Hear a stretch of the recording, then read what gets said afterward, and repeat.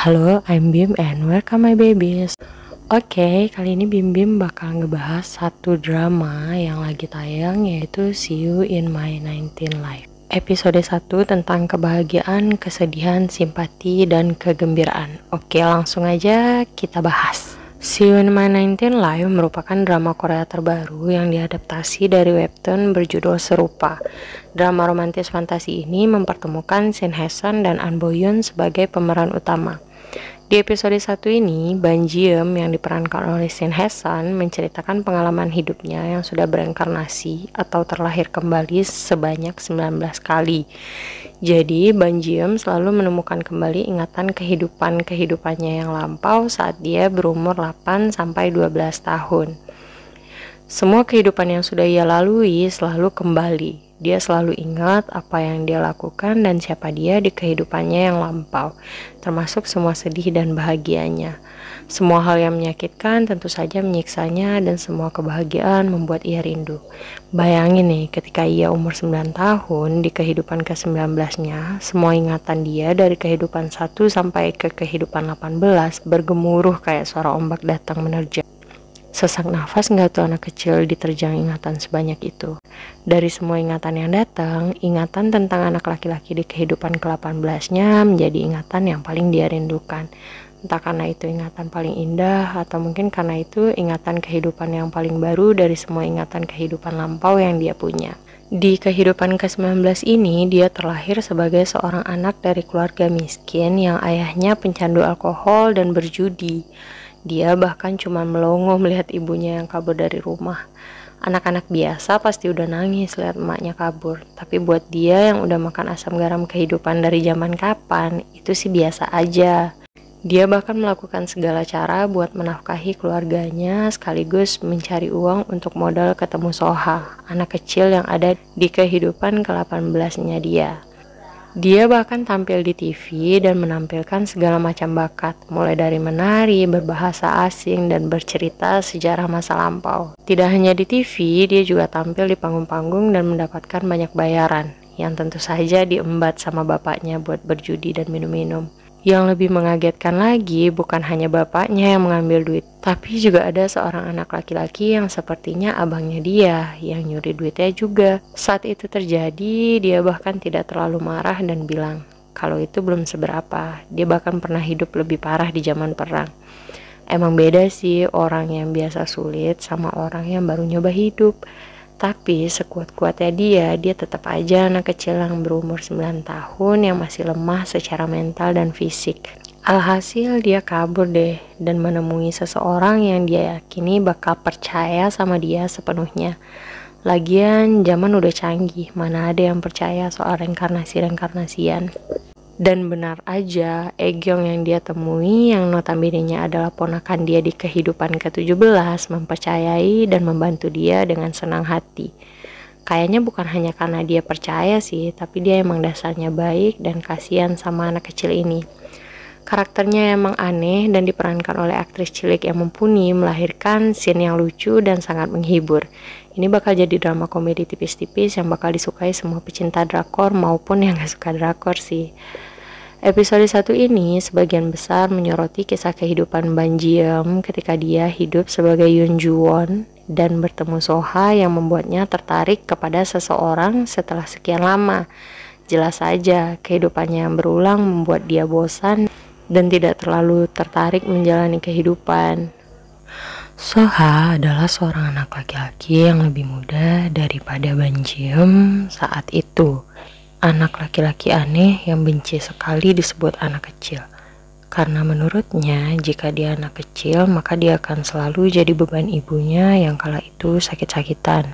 Tidak seperti kehidupannya yang lampau dan kehidupannya di masa kini. Di kehidupan ke-17-nya, ia terlahir sebagai anak pertama dari keluarga kaya dan anak yang sangat disayangi orang tuanya, terutama ibunya. Sedangkan Soha tentu saja anak dari keluarga kaya yang galau akibat penyakit ibunya, karena sepertinya dia hanya dekat dengan ibunya dan tidak terlalu dekat dengan ayahnya. Hal itu membuat ia takut ditinggal pergi oleh ibunya tersebut. Di tengah kegalauannya, Juwon datang bak penyemangat di dalam hidupnya. Bahkan sebelum ibunya pergi pun, Juwon berjanji akan menjaganya. Bagi Juwon yang hidup mati selama 17 tahun, bersama Soha, dia benar-benar merasa bahwa ia adalah anak 12 tahun. Anak kecil yang tidak bisa menepati janjinya karena terlanjur mati dan terlahir kembali. Ketika ia terlahir kembali dan mengingat kehidupan masa lampaunya di umur 9 tahun, tentu saja Soha sudah beranjak dewasa dan sedang menikmati masa-masa sekolahnya. Di episode ini juga, Ban Ji-eum flashback tentang kematiannya yang tragis saat mereka dalam perjalanan ke taman hiburan untuk merayakan ulang tahun Moon So-ha. Saat itu, mobil yang membawa mereka ke taman hiburan tiba-tiba ditabrak truk yang datang dari samping. Seketika mobil yang mereka tumpangi terguling di jalanan dan posisi terakhir mereka, Juwon ada di atas Moon So-ha. Mereka berdarah-darah. Juwon yang sadar hidupnya tinggal sebentar, langsung berdoa dan meninggalkan pesan terakhir yang sama sekali tidak bisa didengar Soha yang kala itu cedera telinga disebabkan kecelakaan yang menimpa mereka. Hanya dengungan keras dan rasa sakit yang Soha rasakan, tanpa tahu apa yang Juwon katakan kepadanya. Lalu Juwon meninggal di atas tubuhnya Soha, yang membuat Soha trauma karena merasakan suhu tubuh Juwon yang perlahan menurun dan dingin. Tragedi itu masih menjadi mimpi buruk di tidur dan bangunnya Soha. Ban Ji-eum yang berulang kali meninggal dan hidup lagi, selalu berdoa di akhir hidupnya agar ia tidak terlahir kembali, atau terlahir tanpa mengingat kehidupannya sebelumnya. Kali ini ia berdoa terlahir kembali demi Soha. Dan benar saja, ia terlahir kembali dan pergi mencari Soha. Ia memastikan apakah Soha masih hidup atau malah sudah tiada. Ban Ji-eum pergi ke rumah Soha yang tidak dekat berbekalkan uang yang dipinjamkan Aegyeong, si ponakannya yang sekarang sudah menua. Sesampainya di sana, ia memanjat pagar rumah Soha di tengah hujan dan berlari mengitari pekarangan dan kolam renang rumah Soha yang sangat luas. Lalu ia naik ke pohon dan mendapati Soha sedang membaca buku di depan jendela kamarnya di lantai atas. Ia berlinangan air mata dan sangat bersyukur menyaksikan pemandangan yang ia damba-dambakan tersebut. Sejak saat itu, ia sering memanjat pagar dan mengintip Soha serta mengikuti dia kemana-mana, hingga suatu saat Soha tidak pernah lagi terlihat. Sepertinya ia pergi ke luar negeri. Jim tetap setia menunggu sambil memantau keberadaan Soha dan belajar mati-matian. Hingga tak terasa 8 tahun berlalu, tepatnya di tahun 2015. Ia lulus dari sekolah menengah atas dan berhasil masuk ke perguruan tinggi KAIST, Korea Advanced Institute of Science and Technology, yaitu sebuah universitas riset nasional yang sangat terkenal dan paling bergengsi di Korea. Aegyeong sampai membuat pesta dan mentraktir pelanggan di tempat makannya. Ya, Aegyeong menerima dan membesarkan Ban Ji-eum hingga sekarang. Itulah yang membuat ia bisa tumbuh dengan baik. Akhirnya Ban Ji-eum menemukan cara untuk bertemu Soha, yaitu bekerja di salah satu perusahaan riset milik keluarga Soha bernama MI Mobility. Soha dimutasi ke cabang Jerman di tahun 2016 dan di 2020 Ban Ji-eum mengikuti interview di perusahaan MI Mobility lalu berhasil menjadi karyawan di sana. Padahal ada perusahaan lain yang lebih baik yang ingin merekrutnya juga, sampai karyawan-karyawan lain heran.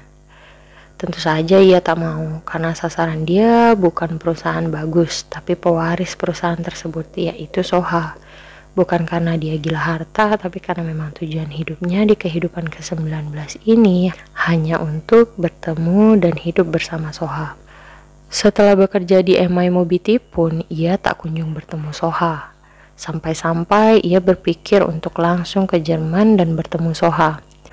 Tidak hanya wacana, ia sampai bertanya langsung pada atasannya, apa ada kemungkinan pindah ke cabang Jerman. Tak berapa lama setelah itu, ketika dia selesai melakukan riset pada mobil milik perusahaan tersebut, ia turun dan hendak kembali ke kantornya. Ia dicegat oleh seorang utusan dari perusahaan pesaing yang jauh lebih bagus untuk merekrutnya. Tapi ia menolak mentah-mentah dengan alasan dia tidak bisa melihat seseorang yang ingin ia lihat di perusahaan tersebut. Setelah menjawab demikian, ia pun pergi. Belum jauh dari sana, si utusan tersebut mendapatkan telepon, dan Ban Jiem tidak sengaja mendengar orang tersebut menyebut-nyebut nama Soha, si anak direktur MI Group yang tiba-tiba datang ke hotel bukan ke perusahaan. Mendengar itu, Ban Jiem langsung bergegas menuju hotel dan menemukan akuarium yang dulu masih berada di tempat yang sama. Ia teringat bahwa Soha sering bercerita kalau di kehidupan sebelumnya Soha adalah seekor kura-kura. Ketika dia mengamati akuarium tersebut, ia tak sengaja melihat Soha yang juga sedang mengamati kura-kura dan ikan dari sisi satunya. Lalu Ban Jiem bergumam dalam hati, akhirnya kita bertemu. Wow, pasti dia senang banget ketemu Soha yang bertahun-tahun ia tunggu.